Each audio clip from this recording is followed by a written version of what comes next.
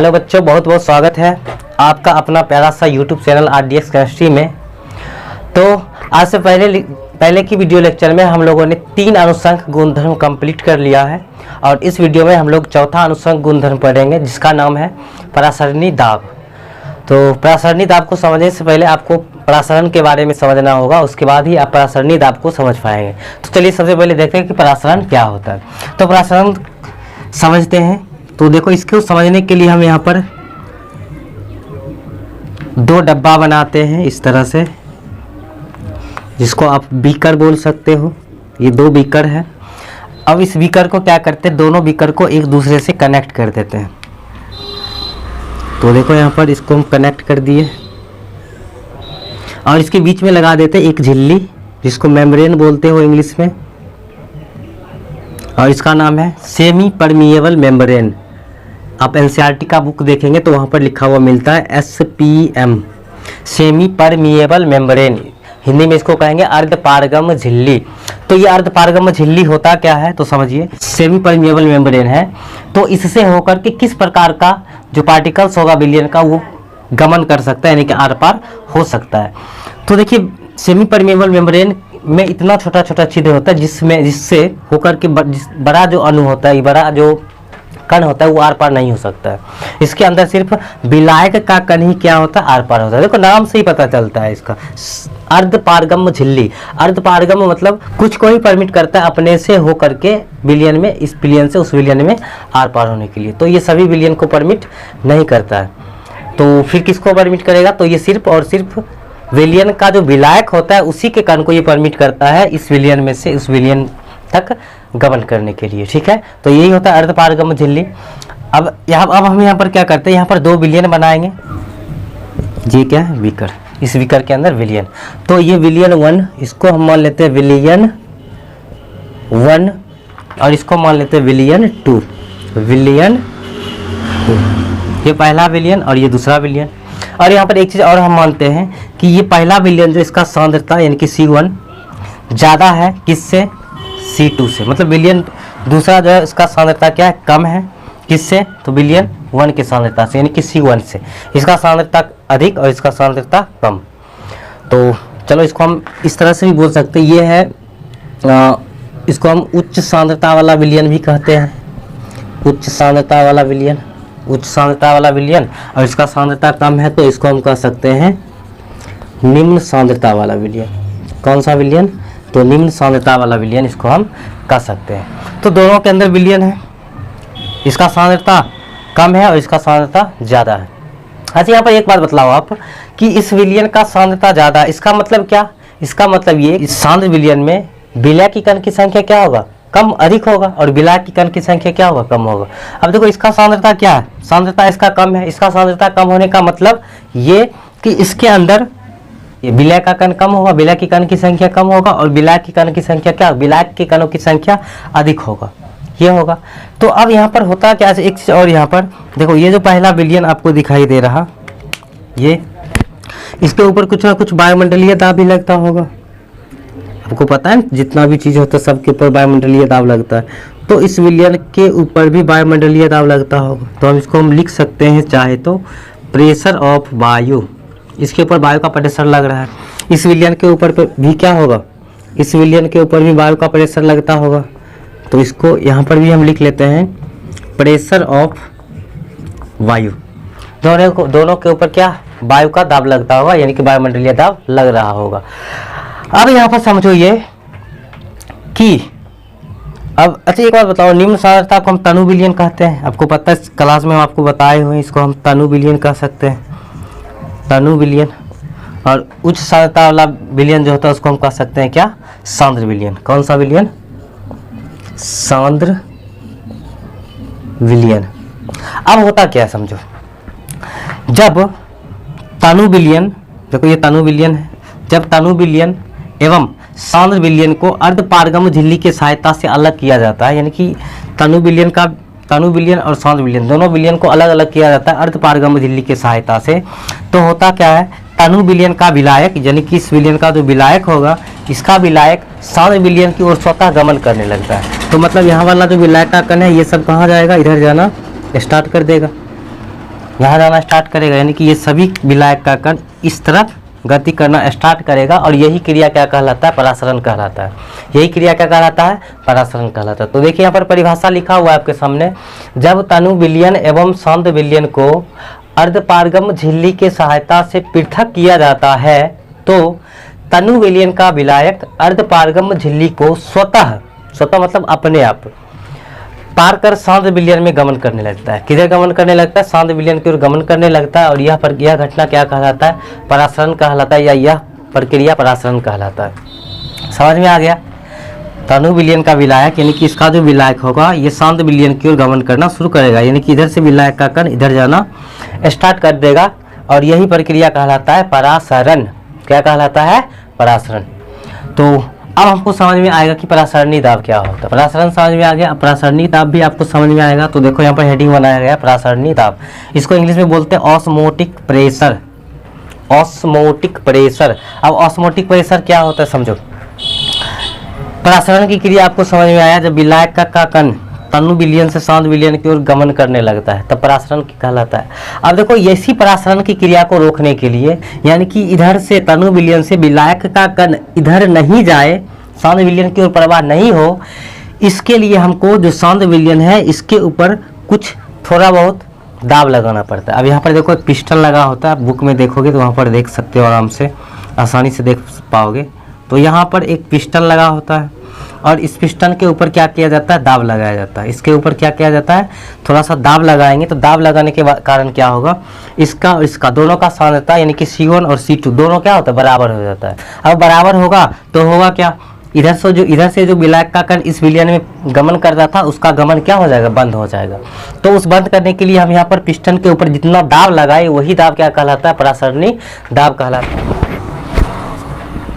तो देखिए यहाँ पर परिभाषा करे, सांद्र विलयन पर अध्यारोपित वह न्यूनतम दाब जिसके कारण परासरण की क्रिया बंद हो जाती है। जिसके कारण क्या होता है? परासरण की क्रिया बंद हो जाती है, यह प्रक्रिया परासरणी दाब कहलाता है।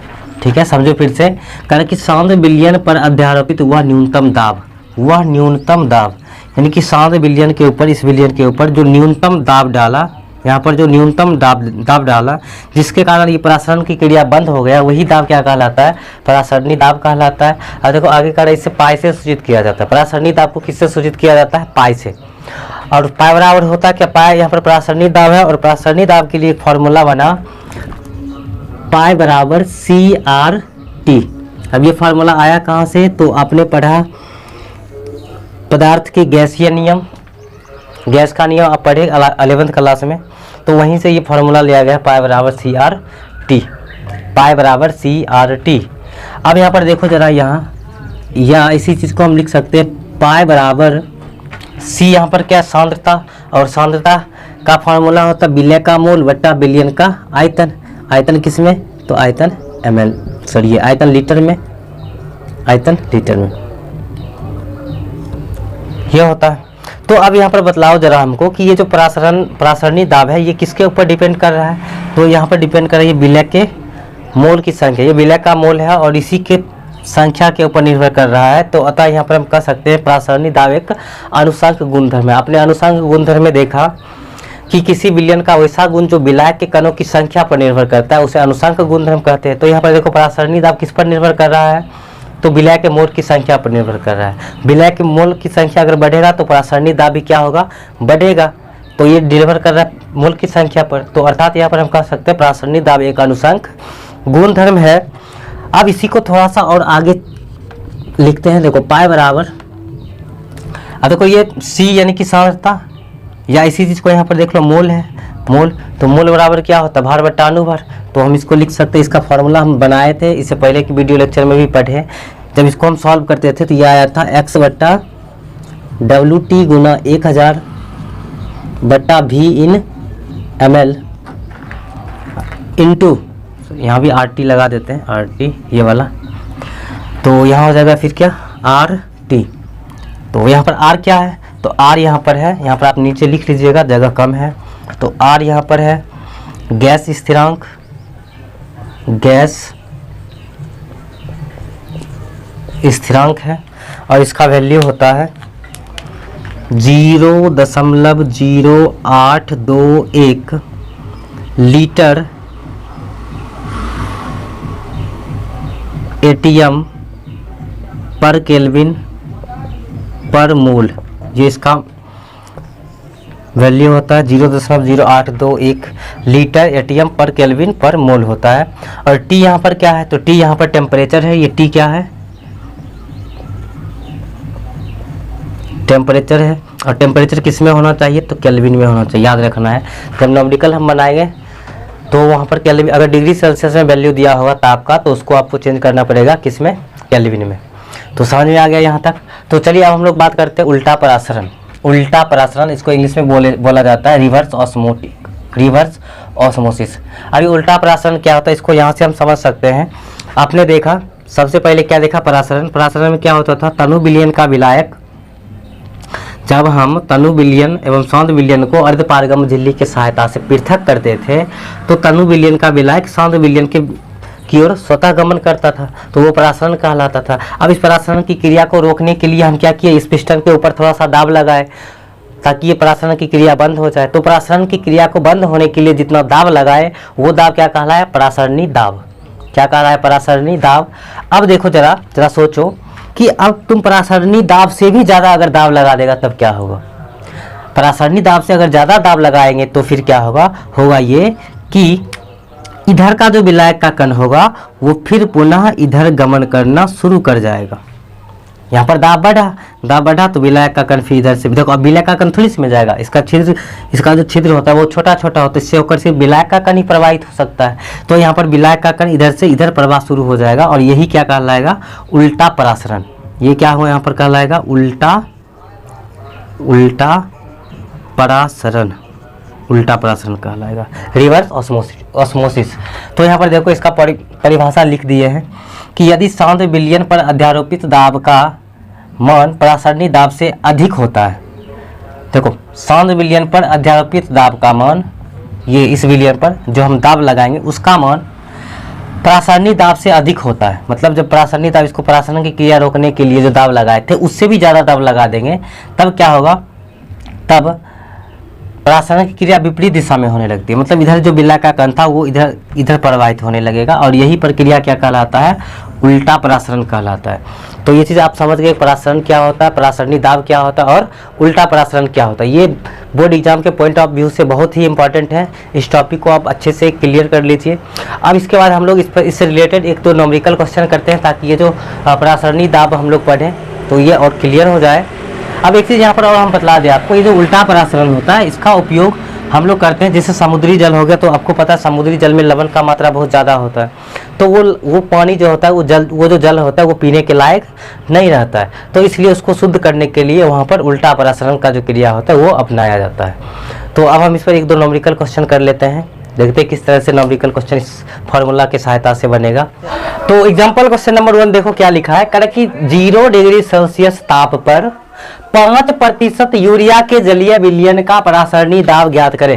क्वेश्चन तुम्हारे पास ये है, तो इसको सॉल्व करने के लिए सबसे पहले करोगे क्या, देखो हमको क्वेश्चन में दिया हुआ टेम्परेचर T दिया हुआ, T कितना दिया हुआ, 0 डिग्री सेल्सियस है, 0 डिग्री सेल्सियस है। तो आप तुम इसको क्या करो, केल्विन में, सबसे पहले रूल है केल्विन में चेंज कर लो।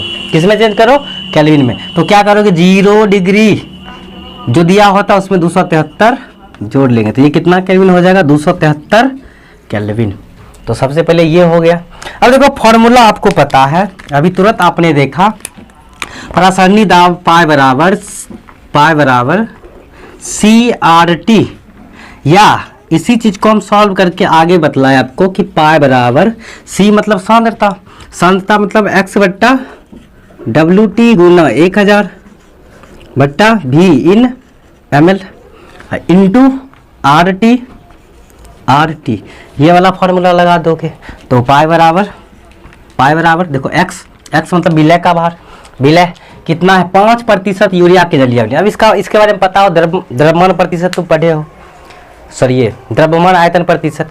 तो द्रव्यमान आयतन प्रतिशत देखो 5% जलीय विलयन, 5% यूरिया का जलीय विलयन का मतलब ये कि 5 ग्राम यूरिया 100 ml जल में घुला होगा, इसका मतलब ये है। तो विलय यहाँ पर कितना हो गया, विलय का द्रव्यमान 5, विलय का द्रव्यमान कितना हो भाई साहब, 5 बट्टा अनुभार, देखो अनुभार यूरिया का कितना होता है निकाल लो, 60 ग्राम पर मोल होता है, याद है, निकाल के चेक कर लेते हैं। WT यूरिया का सूत्र क्या होता है NH2CO NH2, तो इसका अनुभार निकालना है।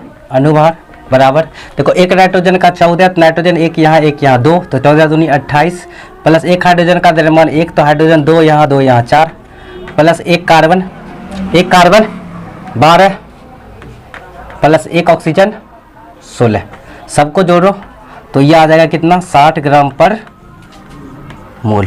तो अनुभार इसका 60 लिख लो इंटू 1000 बट्टा बी इन ml। विलियन का आयतन कितना 100 में घोला था, तो विलियन का आयतन कितना हो जाएगा 100 ml इंटू आर का वैल्यू अभी तुरंत आपने देखा 0.0821, यही ना। उसके बाद इंटू टी मतलब टेम्परेचर, टेम्परेचर कितना है 273। सॉल्व करने आता है, गुना भाग कर लो, 0 0 मर जाएगा, ये 0 कैंसिल होगा ना। तो अभी हो गया पाई बराबर कितना 5 इंटू 0.0821 इंटू 273/6। सॉल्व कर लो तो आंसर तुम्हारा आ जाएगा, जो आएगा वो किस में आएगा ATM में आएगा। सॉल्व कर लो, गुना भाग आता है करने के लिए कर लो। चलो आंसर बतला देते हैं, इसका आंसर हो जाएगा 18.67 ATM। तो इतना ATM हो जाएगा, इसको आप कर सकते हो सॉल्व, हमको याद है। तो देखिए दूसरा क्वेश्चन है आपके सामने लिखा हुआ कि 37 डिग्री सेल्सियस ताप पर 7 ग्राम प्रोटीन युक्त 100 ml जलीय विलयन का परासरणी दाब 20 mm ऑफ Hg है, तो प्रोटीन का आणविक द्रव्यमान ज्ञात करें। तो देखो यहाँ पर आपको क्या क्या दे दिया है, टेम्परेचर दे दिया, सबसे पहले क्या क्या दिया इसको लिख लो आप। तो T बराबर टेम्परेचर बराबर 37 डिग्री सेल्सियस है, तो सबसे पहले क्या करोगे आप डिग्री सेल्सियस को केल्विन में चेंज कर लोगे, तो ये हो जाएगा 37 प्लस 273 जोड़ते हैं, डिग्री सेल्सियस को केल्विन में चेंज करने के लिए 273 जोड़ लेते हैं, तो ये हो जाएगा कितना 0 1 3 310 केल्विन, ये 310 केल्विन आ गया तुम्हारा ताप। उसके बाद कहें कि 7 ग्राम प्रोटीन युक्त 100 ml जलीय विलयन का परासरणी दाब 20 mm ऑफ Hg है। देखो यहाँ पर परासरणी दाब भी दे दिया, परासरणी दाब मतलब पाई दे दिया, पाई का वैल्यू कितना दिया बताओ जरा। देखो यहाँ पर 20 mm है, कितना है 20 mm है, mm ऑफ Hg का हुआ, mm बोलो कोई दिक्कत नहीं है। तो यहाँ पर देखो 20 mm दिया हुआ, अब देखो सबसे पहले अब इसको तुमको चेंज करना पड़ेगा, किसमें इसको ATM में चेंज करो, किसमें ATM में। और आपको पता है 760 mm ऑफ Hg बराबर 1 ATM होता है, 760 mm ऑफ Hg बराबर 1 ATM होता है। तो 1 mm ऑफ Hg बराबर कितना ATM होगा, तो 1/760 mm, 760 ATM। तो 20 mm ऑफ Hg बराबर क्या हो जाएगा, तो 20/760 हो जाएगा, 760। तो 20 में 760 से भाग दे दोगे तो ये आ जाएगा किस में ATM में आ जाएगा। तो ये परासरणी दाब ATM में तुमको चेंज कर लेना है। उसके बाद हमसे क्या पूछ रहा है, आणविक द्रव्यमान ज्ञात करने के लिए करा, किसका प्रोटीन का आणविक द्रव्यमान ज्ञात करना है। तो प्रोटीन का आणविक द्रव्यमान कैसे निकालोगे भाई साहब, तो देखो सबसे पहले फॉर्मूला लगाओगे परासरणी दाब पाई बराबर CRT, कोई दिक्कत नहीं। अब इस चीज को हम सॉल्व करके क्या लाए भाई साहब, देखो पाई बराबर C सांद्रता बराबर x बट्टा WT गुना 1000 बट्टा V इन ml, बिलियन का आयतन ml में लोगे, इंटू RT। तो हमसे क्या निकालने के लिए करा, प्रोटीन का आणविक द्रव्यमान, यानी कि आणविक द्रव्यमान मतलब WT का निकालने के लिए, WT ये वाला।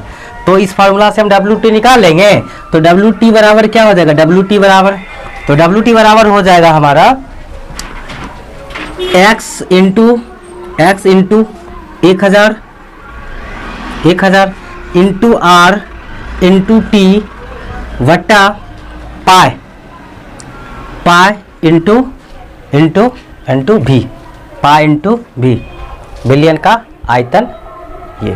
तो अब यहाँ पर देखो WT बराबर, अब फॉर्मूला में पुट कर लो वैल्यू, तो तो डब्ल्यू टी बराबर क्या हो जाएगा, तो एक्स का वैल्यू कितना है, एक्स 7 ग्राम था ना, देखो यहाँ पर 7 ग्राम है, 7 ग्राम, तो एक्स हो गया 7 बट्टा, सॉरी बट्टा नहीं 7 गुना 1000 इंटू आर, आर का वैल्यू कितना, तो 0.0821 इंटू टी, टी का वैल्यू कितना 310 केल्विन आया, 310 बट्टा पाए, पाए मतलब दाब, परासरणी दाब, परासरणी दाब देखो अभी आया कितना 20/760, 20/760 गुना भी मतलब विलियन का आयतन, विलियन का आयतन कितना देखो यहाँ पर 100 ml है, तो 100 लिख लो। अब इसको सॉल्व कर सकते हो, देखो हम थोड़ा सा कर लेते हैं, 0 से 0 मर गया,